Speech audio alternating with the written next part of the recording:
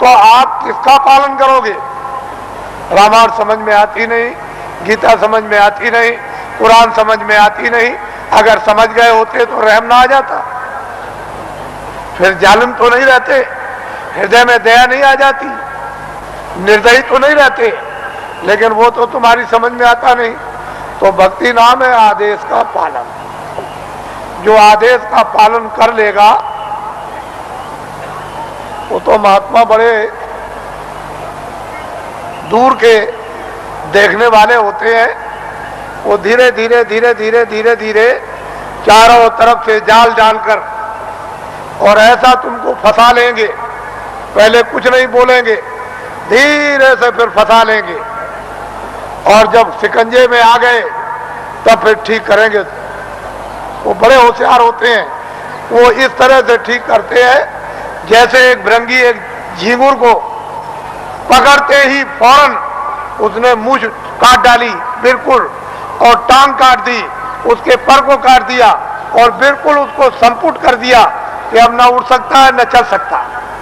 बिल्कुल करके बराबर कर दिया उसको एकदम, और उसको पकड़ लिया और ले गया और छेद पर अंदर की तरफ सुराग में बैठा दिया, और दरवाजे पर बैठ करके भृंगी बस फिर आवाज देता है 24 घंटे। जब उसने भृंगी ने आवाज दिया 24 घंटे के अंदर, तो उसने अपनी सारी शक्ति को झींगुर में भर दिया, तो पर भी जम आए, उसके पैर भी जम आए, उसकी मूछें भी जम आई, और बस 24 घंटे के बाद जो निकला तो फौरन उसने दूसरे को पकड़ा और उसको संपुट कर दिया। तो महात्मा बड़े होशियार होते हैं।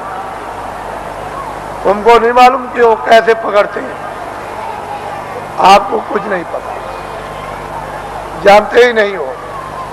इसलिए आप ये मत समझो ये सूखा सत्संग नहीं है। आपने कल देखा अपनी आंखों से कि 4 बजे से लाइन लग गई और सारी रात जाड़े में बैठे रहे। तो आपको ये जानना चाहिए कि सारी रात जगह एक तपस्या की, ऊपर से सर्दी थी और लाइन में धीरे धीरे बैठ करके खिसके हैं, धीरे धीरे आए और लाइन अभी तक लगी हुई है। अगर इसको देख करके तुमको अगर कुछ भी देश का और तुमको धर्म का और अध्यात्मवाद का और मोहब्बत प्यार और महात्मा फकीरों और सेवकों का अगर अनुभव नहीं होता है तो तुम्हारी बुद्धि जानवरों से भी गई गुजरी।